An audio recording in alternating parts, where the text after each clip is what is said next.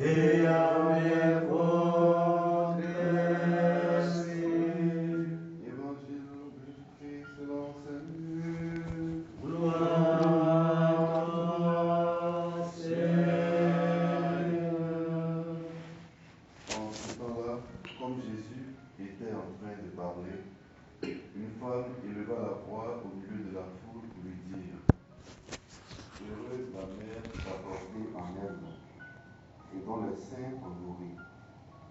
Alors Jésus lui déclara: heureux plutôt ceux qui écoutent la parole de Dieu et qui la gardent. Acclamons la parole de Dieu.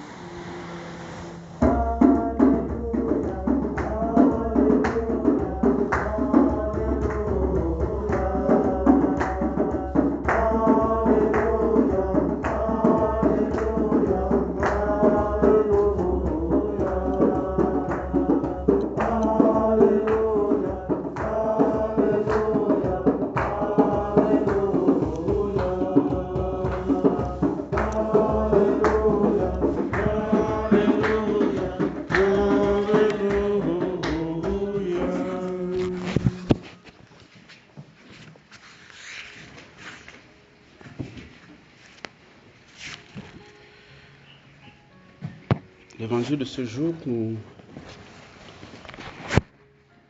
parle de cette femme qui crie. Je pense que c'est la première fois que ça arrive dans l'évangile, où Jésus est en train de parler et puis il y a quelqu'un qui intervient comme ça de manière intempestive. En général, c'est souvent les mauvais esprits qui réagissent. Qu'est-ce que tu nous veux?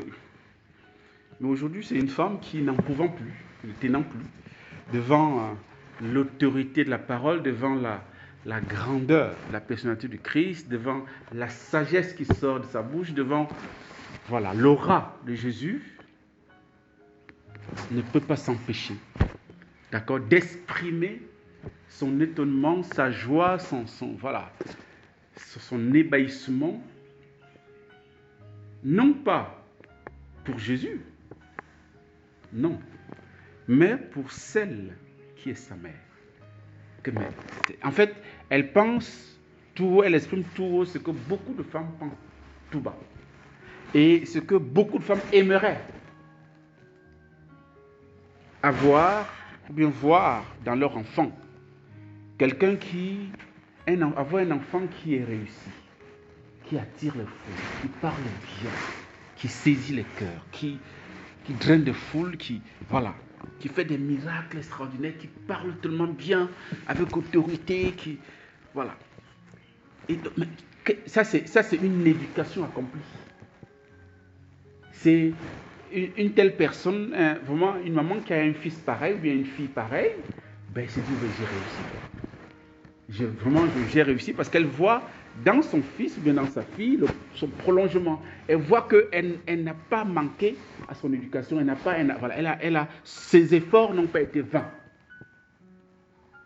Ce n'est pas l'apanage de beaucoup de femmes, de beaucoup de parents aujourd'hui, de voir leurs enfants réussir, être des gens bien, être des gens qui impactent la société dans le bon sens, qui sont crédibles, qui sont suivis, écoutés. Et donc cette femme, elle réagit, mais ce sont les entrailles d'une femme qui réagit, quoi. Elle dit, mais heureuse la mère qui t'a porté en elle et dont les seins t'ont nourri. D'abord, heureuse celle qui t'a porté pendant 9 mois. Première chose.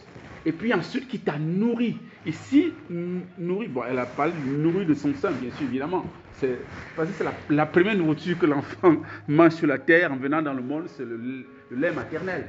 Effectivement, donc c'est pourquoi elle parle de ça, dont les seins t'ont nourri. Et à partir de là, nous comprenons aussi que c'est tout ce que Marie a fait pour permettre à Jésus de grandir humainement, d'accord, comme éducation aussi sur le plan éducationnel et tout ça, ce qui a permis qu'il soit ce qu'il est. Voilà la béatitude, la première béatitude de l'évangile d'aujourd'hui qui est celle de Marie, d'être la mère biologique de Jésus. Et cette femme, vraiment, voilà, elle exprime parce que ça lui tient à cœur. C'est une femme. Donc, elle exprime ce qui est à son niveau, effectivement. Elle est au niveau humain, au niveau biologique. C'est certainement une femme, une mère, n'est-ce pas, d'enfant aussi. Donc, elle sait ce que c'est que porter un enfant, elle sait ce que c'est que allaiter un enfant, elle sait le travail qu'il y en a, les sacrifices à consentir, les nuits blanches. Et donc, c'est tout à fait normal qu'elle puisse s'exprimer ainsi. Pour elle, c'est une béatitude extraordinaire que d'être la mère de Jésus. Et elle se situe au niveau humain. Et sur le plan humain, elle a parfaitement raison. Jésus est apparemment quelqu'un qui a réussi. Et c'est très beau parce que ici, ce n'est pas parce que Jésus a l'argent. Jésus n'a pas où reposer sa tête, n'a pas de maison. Hein, c'est pas un homme riche. Hein, voilà, il est pauvre. Mais voilà, c'est l'aura de Jésus, tout simplement. Sa personnalité qui est fascinante. Hein, sa capacité à retourner le cœur. Sa capacité à drainer des foules. C'est ça qui fascine cette femme. Et c'est ça la véritable humanité. Quand on dit un homme a réussi, c'est un homme qui est irréprochable, en fait, sur le plan moral. Quelqu'un qui est, quand on dit irréprochable, il faut comprendre, ça dit que quelqu'un qui est crédible. Quelqu'un qui est crédible, qui est respectable, qui est respecté. Quelqu'un dont on peut même, défendre. C'est-à-dire que si tu entends quelque chose sur nous, non, cet homme-là, non, je ne pense pas que c'est... Non, il ne ressemble pas à ça. Jésus était un peu comme ça. Et donc, Jésus va répondre à cette femme. Autrement dit, Jésus, à un moment donné, il va... Parce que la femme l'a coupé, n'est-ce pas, dans son enseignement. Et donc, Jésus va répondre à cette femme. Parce que ça donne l'occasion à Jésus de préciser des choses. Hein? Jésus va dire, heureux plutôt ceux qui écoutent la parole de Dieu et qui la gardent. Ça ne veut pas dire que Jésus remet en cause ce qu'elle dit. Ce qu'elle dit, c'est vrai. On n'a pas besoin de remettre en cause ce qu'elle dit. Ce qu'elle dit, c'est pas faux, c'est vrai. Hein? Jésus a une maman, d'accord, qui l'a porté 9 mois et qui l'a allaité, qui l'a nourri jusqu'à ce qu'il devienne ce qu'il est aujourd'hui. Donc ça, il n'y a pas de souci. Jésus ne contredit pas cette vérité qui est vraie, qui est en fait une vérité vraie. Bon, en fait, c'est une tautologie, mais en tout cas, voilà, qui est quelque chose une vérité évidente. Mais Jésus restitue l'ordre des choses. Jésus veut dire à cette femme, tu as raison. Mais il y a un ordre, ma chère. Ma mère n'est pas heureuse d'abord parce qu'elle m'a porté 9 mois. Parce qu'elle m'a allaité, elle m'a couché, elle m'a nourri, elle m'a fait... Non, ce n'est pas d'abord ça qui est premier. Il y a ça, c'est vrai. Mais ce n'est pas ça qui est premier. C'est plutôt, ce qui est premier, c'est heureux. Elle est heureuse parce qu'elle a écouté la parole de Dieu et qu'elle a mise en pratique. Ça rejoint une autre béatitude, qui est même celle de la première, même sur le plan chronologique. Celle qui est énoncée par Élisabeth, la cousine de Jésus, de Marie, à la visitation. Juste le verset avant le début du Magnificat, dans Luc 1, 45. Elle dit, heureuse celle qui a cru à l'accomplissement des paroles qui lui furent dites de la part du Seigneur. Heureuse celle qui a cru. C'est la première béatitude de la Vierge Marie. Elle a cru. C'est parce qu'elle a cru qu'elle peut mettre la parole de Dieu, écouter en pratique. C'est parce qu'elle a cru qu'elle a pu être la mère biologique de Jésus. Saint Augustin dira même que Marie a conçu d'abord Jésus dans sa foi, si vous voulez, dans son cœur, avant de le concevoir dans sa chair. Donc sa première béatitude, c'est d'abord d'avoir cru à la parole de Dieu. Je suis la servante du Seigneur, qu'il me soit fait selon ta parole. Son fiat, c'est la première réponse, c'est le premier enfantement, en fait, la première conception, si on peut dire, dans la foi, dans le cœur de Jésus. Et c'est après que, dans la chair, va s'incarner, va se former l'enfant Jésus. Donc, aujourd'hui, à travers l'évangile d'aujourd'hui, nous contemplons les 3 béatitudes de la Vierge Marie. La première, donc, comme je l'ai dit, dans Luc 1,45, celle qui a cru à l'accomplissement. Hein, la béatitude de la foi. Heureuse es-tu, dans l'ordre de la foi. Bienheureuse celle qui a cru. Hein? Première béatitude. Deuxième, sur le plan chronologique, c'est parce qu'elle a cru, elle peut porter dans son corps, dans son sang, le Fils de Dieu. Donc, celle que cette femme énonce aujourd'hui, heureuse la mère qui t'a porté, c'est la deuxième sur le plan chronologique. Maintenant, sur le plan, en plus, la troisième qui rassemble toutes les 3, en fait, ou bien les 2 autres, heureux. Elle est heureuse parce qu'elle a écouté la parole de Dieu et l'a mise en pratique. Et nous voyons qu'elle a mis en pratique la parole de Dieu tout au long de la vie du Christ et tout au long de sa vie même elle-même. Nous la voyons fidèle de l'annonciation à la croix et même au-delà, au Cénacle, au moment de l'effusion du Saint-Esprit sur les apôtres. La fidélité à la parole de Dieu. Elle était la seule qui, le samedi saint, avait gardé foi à la parole de Dieu. Alors que tout le monde n'y croyait plus. Tout le monde d'abord avait fui déjà le vendredi saint, y compris Pierre. Jean qui est resté, même il ne croyait plus rien. Quand Jésus est mort, il ne croyait plus. Parce que la preuve, c'est qu'à la résurrection, on dit il vit et il crut. Vous vous souvenez à la résurrection, quand il va au tombeau avec Pierre, hein, c'est quand il vit qu'il crut. Donc ça veut dire qu'il ne croyait plus. Mais évidemment, il ne croyait plus. Donc, seule la Vierge Marie avait gardé la foi.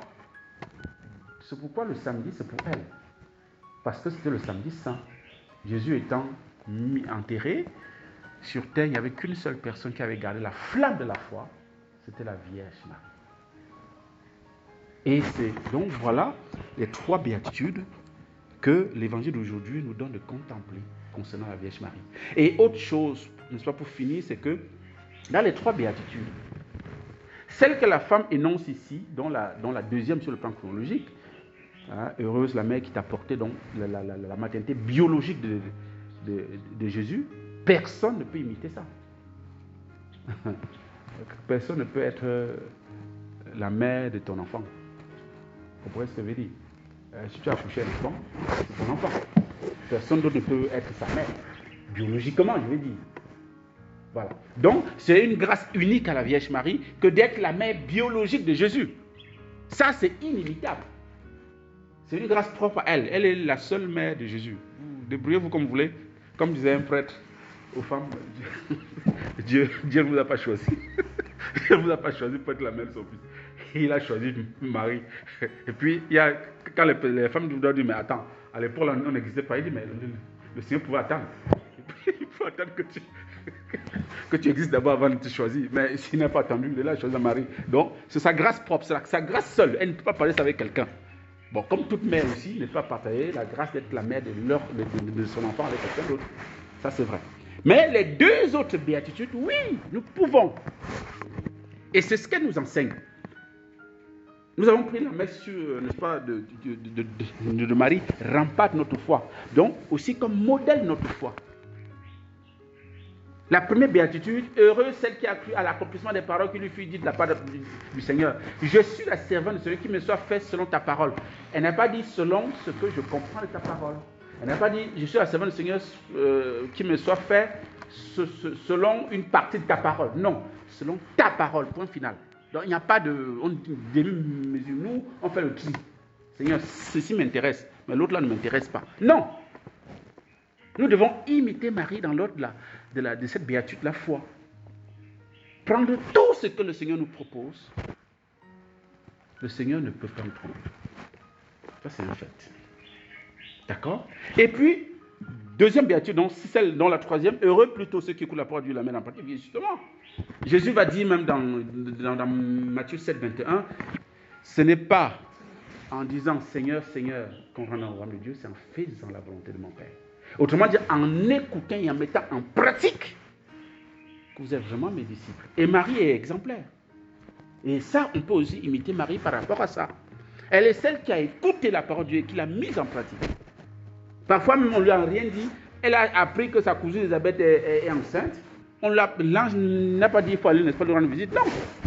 Elle a tout de suite compris que sa vieille cousine a besoin d'aide. Elle s'est empressée. Nous-mêmes, quand on nous demande même un bout, on ne l'a pas demandé, elle a deviné, elle a anticipé sur le besoin de sa cousine Elisabeth. Voilà quelqu'un qui sait écouter la parole de Dieu et la mettre en pratique. Et ça, nous pouvons imiter. Donc la première béatitude, accueillir la parole de Dieu pour ce qu'elle est, croire, grandir dans la foi, et puis deuxièmement, mettre en pratique cette parole de Dieu dans toute notre vie, au sein de l'épreuve comme au sein de la joie. À l'annonciation, on peut dire que c'était la joie.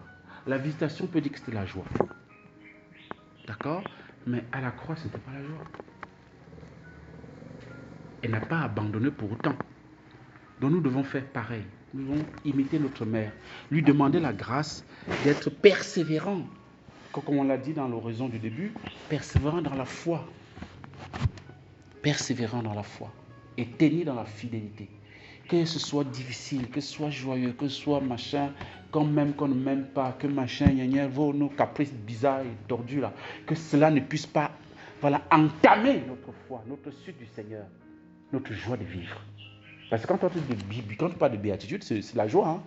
Heureuse, heureuse, heureuse. Hein? C'est joyeux. Il ne s'agit pas de suivre le Christ avec le visage attaché. Non, il s'agit d'être joyeux. Au sein de l'épreuve comme au sein de la joie. Gardez la joie de la foi, d'appartenir au Christ. Amen.